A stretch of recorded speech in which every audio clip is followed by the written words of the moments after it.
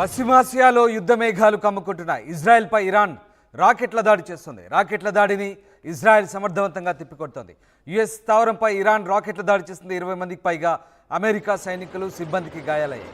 ఇజ్రాయెల్కు America మద్దతిస్తోంది. ఇజ్రాయెల్కు మద్దతుగా jets యుద్ధ నౌకలు పంపింది అమెరికా. ఇరాన్తో యుద్ధంలో ఇజ్రాయెల్కు ఎలాంటి పరిస్థితులు ఎదురైనా ఎదుర్కొనేందుకు సిద్ధంగా ఉన్నామని జో బైడెన్ ప్రకటించారు. మరోవైపు ఇజ్రాయెల్కు అమెరికా మద్దతు ఇవ్వడంతో రష్యా, చైనా మద్దతు కోరింది ఇరాన్. అమెరికా ఆధిపత్యాన్ని నిలువరించేందుకు రష్యా, చైనా, ఇరాన్ కూటమిగా ఏర్పడాలని ఇరాన్ ప్రతిపాదిస్తోంది. హమాస్ అగ్రనేత ఇస్మాయిల్ హనియే హత్యతో యుద్ధ వాతావరణం నెలకొంది. హనియే హత్య వెనుక ఇజ్రాయెల్ ఉందని ఇరాన్ ఆరోపిస్తోంది.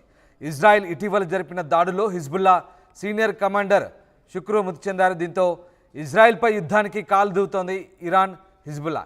ఈ నేపథ్యంలో తాజాగా ఇజ్రాయెల్పై ఇరాన్ చేసినటువంటి రాకెట్ దాడి దృశ్యాలు ఒకసారి మనం చూడొచ్చు. భయంకరమైనటువంటి రాకెట్ దాడి దృశ్యాలు ప్రస్తుతం వెలుగులోకి వస్తున్నాయి. ఇజ్రాయెల్పై ప్రతీకార చర్యలకు దిగుతోంది ఇరాన్. ఇక నేరుగా ఇరాన్ డైరెక్ట్గా రంగంలోకి దిగుతోంది. ఒకవేళ యుద్ధం కనుక వస్తే ఇరాన్కు సహకరించేందుకు అటు చైనా, రష్యాలు సిద్ధంగా ఉండాలంటూ ఇరాన్ కూడా వాళ్ళను వేడుకుంటుంది. ఈ నేపథ్యంలో ఇజ్రాయెల్కు ఇప్పటికే అమెరికా మద్దతు ప్రకటించింది. మరోవైపు ఫ్రాన్స్, అమెరికా, బ్రిటన్ లాంటి దేశాలు ఇటు ఇజ్రాయెల్కు మద్దతిస్తే అటువైపు చైనా, రష్యా ఇరాన్కు మద్దతిచ్చే అవకాశాలు లేకపోలేదు పరోక్షంగా. ఈ నేపథ్యంలో మళ్ళీ యుద్ధ వాతావరణం తప్పదా? ఒకవేళ ఇదే కనుక జరిగితే మూడో ప్రపంచ యుద్ధం ప్రారంభమైనట్లయినా అనే సందేహాలు ఎప్పటి నుంచో వ్యక్తమవుతున్నాయి. ఇజ్రాయెల్, హమాస్ మధ్య జరుగుతున్న దాడి కాస్త దేశాల మధ్య యుద్ధంగా పరిణమించింది. ఇప్పుడు ఆ దాడి కాస్త ఇరాన్ డైరెక్ట్గా రంగంలోకి దిగే పరిస్థితి తలెత్తింది. మీరు చూస్తున్న దృశ్యాలు రాకెట్ దాడి దృశ్యాలు. భయంకరమైన రాకెట్లు ఇజ్రాయెల్ వైపు పరుగులు పెడుతున్నాయి. వందల సంఖ్యలో ఇజ్రాయెల్పై ఇరాన్ రాకెట్ దాడి దృశ్యాలు మనం ఒకసారి చూడొచ్చు. హమాస్ అలాగే హెజ్బుల్లా, అటు ఇరాన్, లెబనాన్ కేంద్రంగా చేసుకొని హెజ్బుల్లా దాడులు కొనసాగిస్తుంది. విచక్షణారహితంగా దాడులు చేస్తుండడంతో ఇజ్రాయెల్లోని ఓ ఫుట్బాల్ మైదానంలో ఉన్న 12 మంది చిన్నారులు, యువకుడితో సహా మొత్తం 13 మంది బలైన నేపథ్యంలో ఒక్కసారిగా ఇజ్రాయెల్ మళ్ళీ ప్రతీకార దాడులకు పూనుకుంది. ప్రతీకార దాడులతో ఒక్కసారిగా అటు లెబనాన్లో, ఇటు ఇరాన్లో ఉద్రిక్త పరిస్థితులు నెలకొన్నాయి. ముఖ్యంగా ఇరాన్లో తలదాచుకున్న హమాస్ చీఫ్ ఇస్మాయిల్ హనియేని హత్య చేయడంతో పరిస్థితి మరింత ఉద్రిక్తతకు దారితీసింది. హనియేని హత్య చేసిన తర్వాత ఇక ఇరాన్ డైరెక్ట్గా రంగంలోకి దిగింది. హనియే హత్య తర్వాత ఇరాన్లో పెద్ద ఎత్తున నిరసన జ్వాలలు మిన్నంటాయి. దాంతోపాటు హిజ్బుల్లా టాప్ కమాండర్ శుక్రూ హత్యతో కూడా ఇది మరింతగా పెరిగింది. దీంతో ఏదైతే జరగకూడదని భావించారో అదే జరుగుతోంది. ఇటు ఇజ్రాయెల్, అటు ఇరాన్, లెబనాన్ మొత్తంగా దేశాల మధ్య యుద్ధంగా పరిణమించింది. ఒక రకంగా హిజ్బుల్లా అలాగే హమాస్ ఆయా దేశాలను స్థావరాలుగా చేసుకొని ఇజ్రాయెల్పై ముప్పేట దాడి చేస్తున్నాయి, రాకెట్ల దాడి చేస్తున్నాయి. అయినప్పటికీ ఇజ్రాయెల్ సమర్థవంతంగా తన దగ్గర ఉన్నటువంటి టెక్నాలజీని ఉపయోగించి ఆ దాడులను తిప్పికొడుతున్నాయి. అయితే ఇప్పుడు నేరుగా ఇరాన్ కనుక ఇజ్రాయెల్పై దాడికి దిగితే ఏం జరగబోతుంది, ఇజ్రాయెల్ ఎలాంటి సమాధానం చెప్పబోతుంది అనేది ప్రస్తుతం ప్రశ్నార్థకంగా మారింది. మరోవైపు అటు రష్యా, చైనాలను కూడా ఇరాన్ మద్దతు కోరుతోంది. ఒకవేళ వాళ్ళు కనుక రంగంలోకి దిగితే పరిస్థితి చేయి దాటే అవకాశాలు కనిపిస్తున్నాయి. ఇటు అమెరికా ఇప్పటికే తన బలగాలను మోహరించింది. ఇజ్రాయెల్కు మద్దతుగా జెట్ ఫైటర్లను అలాగే ఇతరత్ర సామాగ్రిని పంపిన పరిస్థితి. అమెరికా ఇజ్రాయెల్కు అండగా ఉంటామని చెప్తోంది. ఇజ్రాయెల్ సార్వభౌమత్వానికి ఎట్టి పరిస్థితుల్లో ముప్పు వాటిల్లేనివ్వమంటూ అమెరికా చెప్తోంది. జో బైడెన్ కూడా ప్రకటించారు. మరోవైపు అమెరికా డిఫెన్స్ సెక్రటరీ కూడా నేపథ్యంలో ఆయన స్వయంగా సమీక్ష నిర్వహించి ఇజ్రాయెల్ కావాల్సినటువంటి ఆయుధ సంపత్తిని అలాగే ఇజ్రాయెల్ కావాల్సినటువంటి యుద్ధ సామాగ్రిని, మానవ వనరులను పంపించే ప్రయత్నంలో ఉన్నారు. ఏం జరగబోతుంది పశ్చిమాసియాలో? మరి యుద్ధం పెరగబోతోందా? హమాస్ కౌంటర్గా ఇజ్రాయెల్ వేసిన స్కెచ్లు పారుతాయా?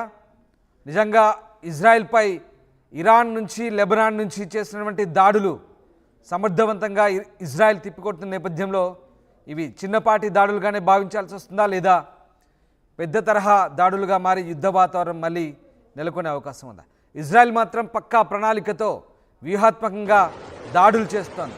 టార్గెట్ పెట్టి మరి హమాస్ అలాగే హెజ్బుల్లా కమాండర్లను పక్కా స్కెచ్తో హతమారుస్తోంది. దీన్ని జీర్ణించుకోలేని హమాస్, హెజ్బుల్లా ఇజ్రాయెల్పై గట్టి ప్రతీకారం తీర్చుకోవాలనుకుంటారు. ఖచ్చితంగా ఇజ్రాయెల్ను పూర్తి స్థాయిలో ఇజ్రాయెల్ సార్వభౌమత్వాన్ని, అలాగే ఇజ్రాయెల్ ఉన్నటువంటి తమ వ్యతిరేక వర్గాలను మట్టుబెట్టాలంటూ అటు ఆ హిజ్బుల్లా కమాండర్లు కూడా భావిస్తున్నారు. మరి ఏం జరగబోతుందని మాత్రం ప్రస్తుతం ఆసక్తికరంగా మారుతోంది. ఇజ్రాయెల్ కనుక అమెరికా మద్దతిస్తే కనుక చైనా పాలస్తీనాకు అనుకూలంగా ఐక్యరాజ్య సమితిలో కూడా ఓటేసిన పరిస్థితి. రష్యా కూడా ఇండైరెక్ట్గా పాలస్తీనాకు మద్దతు తెలుపుతుంది. మరి హమాస్ను ఉగ్రవాద సంస్థగా రష్యా చూడడం లేదు. రష్యా, చైనా ఈ రెండు దేశాలు కూడా చూడడం లేని పరిస్థితి. మరోవైపు అగ్రరాజ్యం అమెరికా హమాస్ను ఒక ఉగ్రవాద దేశంగా ప్రకటించిన పరిస్థితి. ఈ నేపథ్యంలో ఇక్కడ భిన్నాభిప్రాయాలు వ్యక్తమవుతున్నాయి, భేదాభిప్రాయాలు వచ్చాయి. యుఎన్ కౌన్సిల్లో నేరుగా రష్యా, చైనా పాలస్తీనాకు మద్దతు పలికిన పరిస్థితి. సో ఏం జరగబోతుంది? పాలస్తీనాకు మద్దతుగా ఆ రెండు దేశాలు రంగంలోకి దిగుతాయా? దిగితే కనుక ఎలాంటి పరిస్థితులు ఉంటాయి? పశ్చిమాసియాలో ఉద్రిక్తతలు పెరుగుతున్న నేపథ్యంలో మరి ఈ అగ్రదేశాలు కనుక ఆయా దేశాలకు మద్దతుగా నిలిస్తే ఇంకా ఎలాంటి వాతావరణం ఉండబోతుందన్నది ప్రస్తుతం ఆసక్తికర చర్చ. మొత్తమైన గ్రూపులుగా దేశాలు విడిపోతే కనుక ఇక యుద్ధమే ఉండబోతుంది. ఆ యుద్ధమే కనుక జరిగితే అంతు చిక్కని విషాదం, అంతు చిక్కని విధ్వంసమే మనం ఊహించాల్సి ఉంటుంది. బహుశా అలాంటి పరిస్థితులు రావద్దని కోరుకుంది. ఈ నేపథ్యంలో మరి ఏం జరగబోతోంది? ఇరాన్ వైపు ఎవరెవరు ఉంటారు, ఇజ్రాయెల్ వైపు ఎవరెవరు ఉంటారు? అలాంటి పరిస్థితులు వస్తే కనుక నిజంగా ప్రపంచ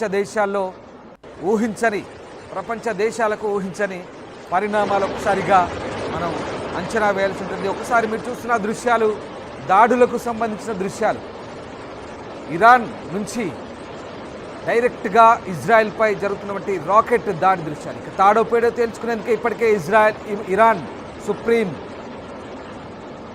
ఆదేశాలు జారీ చేశారు. ఖచ్చితంగా సిద్ధంగా ఉండాలంటూ తమ శ్రేణులకు ఆదేశాలు జారీ చేసిన పరిస్థితి. ఇరాన్ రెవల్యూషనరీ గార్డ్ కార్ప్స్ ఎవరైతే ఉన్నాయో ఐఆర్జీసీ కమాండోస్ వీళ్ళంతా కూడా సిద్ధంగా ఉన్నారు. ఇప్పటికే ఇజ్రాయెల్పై దాడి చేసేందుకు వాళ్ళందరికీ కూడా ఇప్పటికే పరోక్షంగా ఆదేశాలు కూడా వచ్చినట్టుగా తెలుస్తుంది. కావలసిన ఆయుధ సంపత్తిని కూడా సమకూర్చుకున్నట్టుగా తెలుస్తుంది. మరి ఏం జరగబోతోంది? ఈ నేపథ్యంలో ఇరాన్ డైరెక్ట్గా కనుక ఇజ్రాయెల్పై నేరుగా ఇక దాడికి దిగితే పరిస్థితులు చేదాడతాయా? ప్రపంచ దేశాల్లో ఇదే ఆందోళన. ఏం జరుగుతుంది పశ్చిమాసియాలో?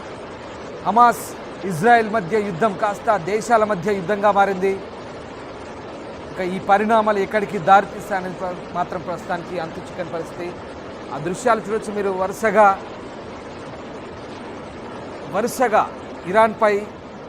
ఇజ్రాయెల్పై ఇరాన్ చేస్తున్న రాకెట్ దాడులు, అలాగే ఇజ్రాయెల్ కూడా గాజాపై, వెస్ట్ బ్యాంక్పై వరుసగా చేస్తున్న దాడులు.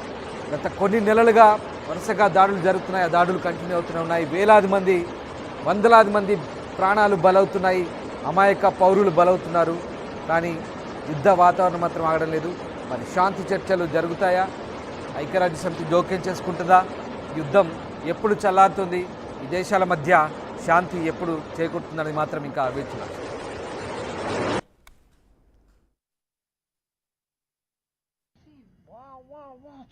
אתה לא רואה, אתה רואה עדיף?